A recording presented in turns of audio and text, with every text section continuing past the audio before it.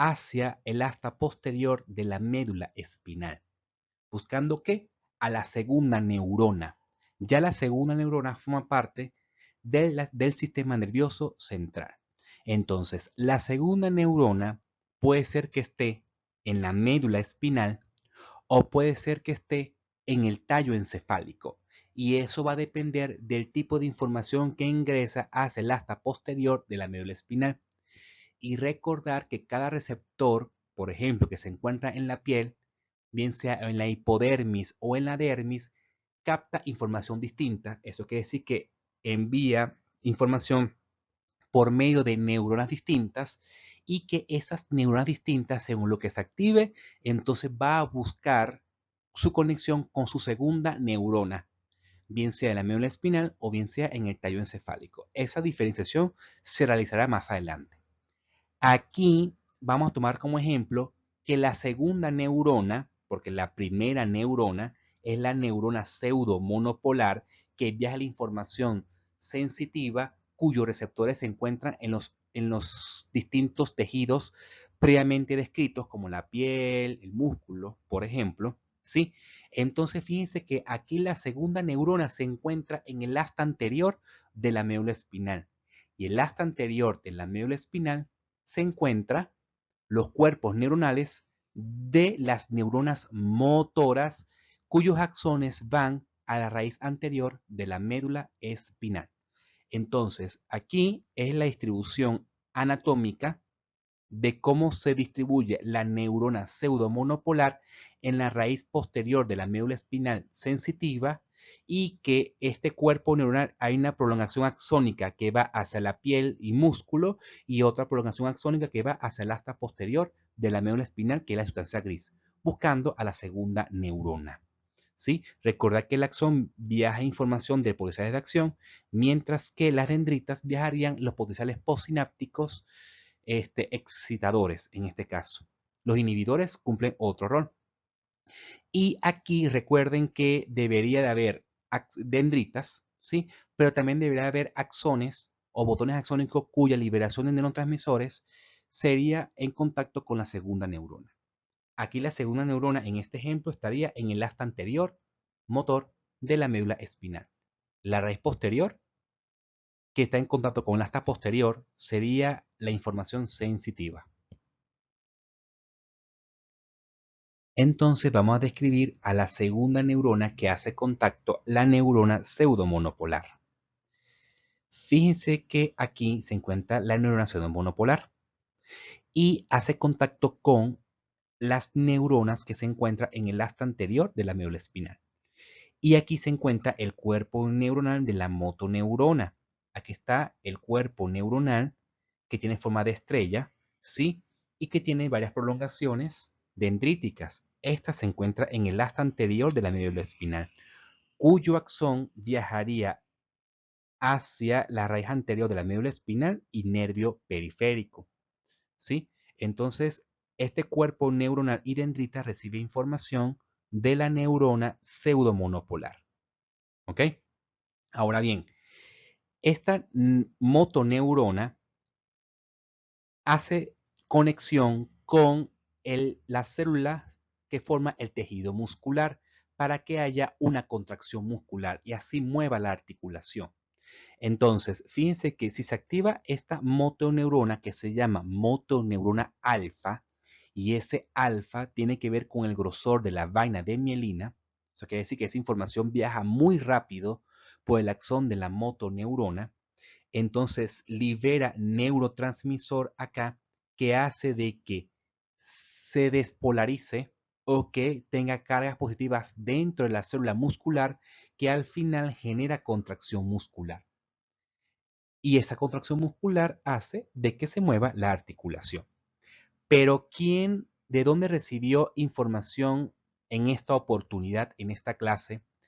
Este cuerpo neuronal de la motoneurona alfa proviene de la activación de la pseudomonopolar, ¿sí?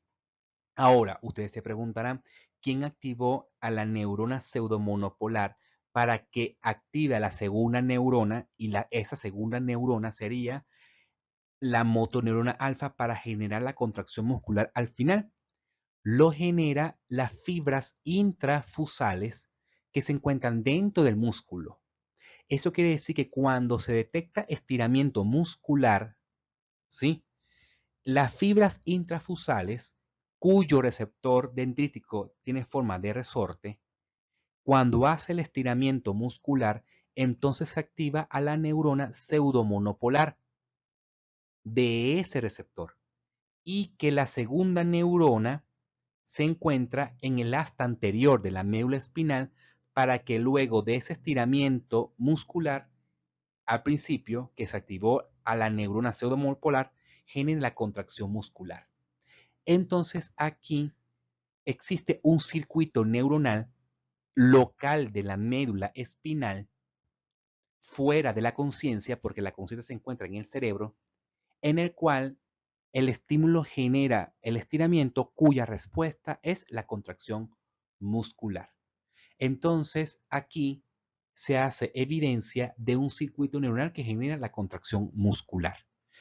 Pero esta motoneurona alfa no se activa solamente con la activación de la neurona pseudomonopolar. También se puede activar por neuronas del sistema nervioso central, específicamente información que proviene del cerebro, para que ocurra la contracción muscular.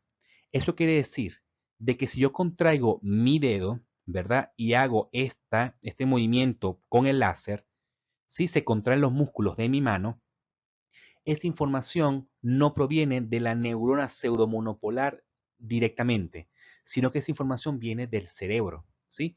Cuando veamos sistema motor, veremos ese tipo de información del cual se activa la motoneurona alfa que genera la contracción muscular.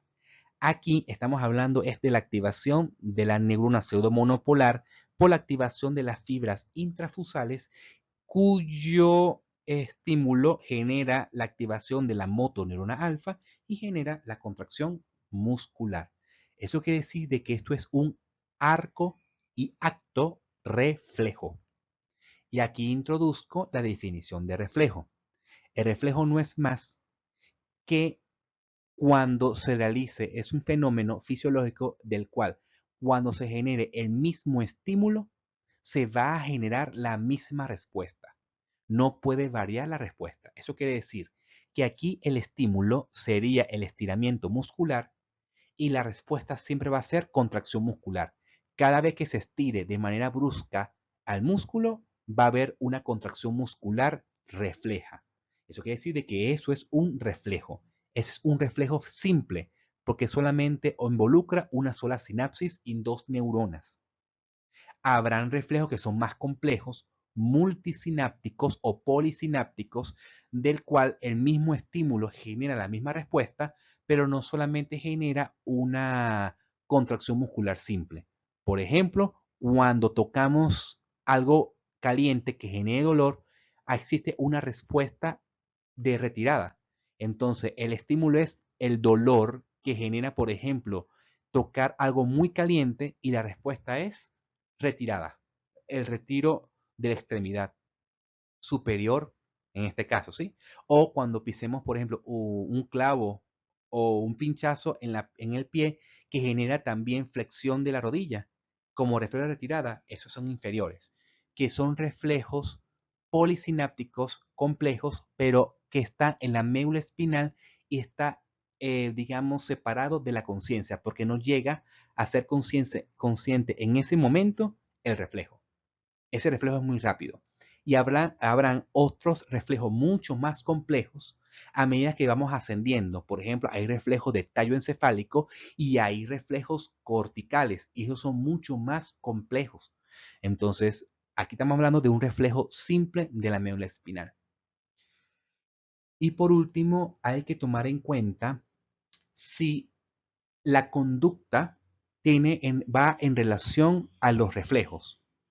Sí, la conducta simplemente se describe cuando hay contracción muscular, pero una contracción muscular específica que produce un comportamiento específico y conducta específica. Estas conductas son simples, pero están separadas de la respuesta cerebral.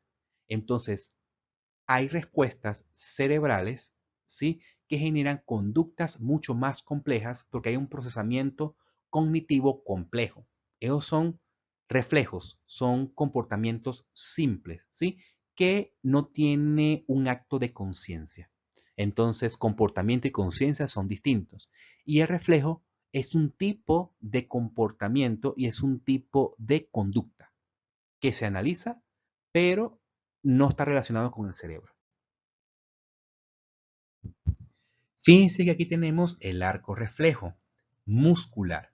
Entonces, aquí tenemos las fibras intrafusales que se encuentran dentro del músculo, que está la dendrita en resorte, que se encuentran canales de sodio mecanodependientes, dependiente del estiramiento muscular, que entra el sodio a esas dendritas, genera potenciales postsinápticos excitadores suficientes para generar el potencial de acción en la dendrita, en el axón, disculpen. Y a medida que el estiramiento muscular sea más pronunciado, va a generar mayor amplitud del potencial postsináptico excitador, mayor número de potenciales de acción en el axón. Entonces viajaría en este sentido hasta el asta posterior de la médula espinal, donde hace sinapsis justamente con la motoneurona alfa. ¿Para qué? Para que mediante ese estiramiento muscular genere al final contracción muscular del mismo músculo. Entonces, esa es la función, por ejemplo, del arco reflejo osteotendinoso, que es la prueba del martillo. Cuando se golpea con un martillo de reflejos justamente en la rótula, en la rodilla, entonces el estímulo sería cuando se golpea con el martillito de reflejos, es el estiramiento muscular. Y la respuesta es la contracción, por ejemplo, si es en la rodilla, del cuádriceps femoral y genera que, por ejemplo, la pierna ascienda, ¿sí? Entonces es un tipo de reflejo simple medular. Fíjense que para que haya la contracción de este músculo, este otro músculo tiene que estar relajado. Eso quiere decir de que esta motoneurona alfa tiene que estar inhibida y debe generar más bien potenciales postsinápticos inhibidores en el cuerpo neuronal que se encuentra en el asta anterior de la médula espinal. Eso quiere decir que esta neurona pseudomonopolar tiene que activar directamente a esta motoneurona alfa y al mismo tiempo tiene que activar una interneurona inhibitoria GABAérgica para que se inactive esta motoneurona alfa y se inhiba su actividad y no haya contracción muscular, para darle chance a este músculo contraerse y generar la conducta, ¿sí?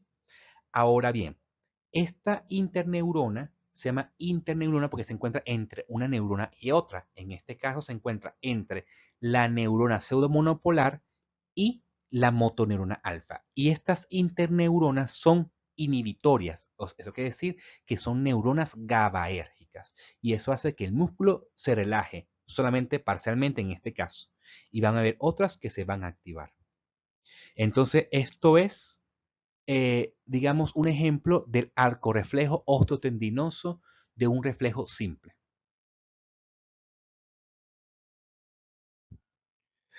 Ahora bien, una vez llegada la información a la médula espinal a través de la neurona pseudomonopolar, ¿sí? El asta anterior que se encuentran las motoneuronas alfa, que lo estudiaremos más profundamente en las siguientes clases, que corresponde al sistema motor, ¿sí? Hemos descrito es la sustancia gris de la médula espinal, que tenemos el asta posterior y el asta anterior de la médula espinal, que también se llaman cuernos. Pero resulta que existe una sustancia blanca periférica y que esa sustancia blanca periférica se divide en tres regiones básicas. Una región posterior, una región intermedia de la sustancia blanca de la médula espinal y una región anterior.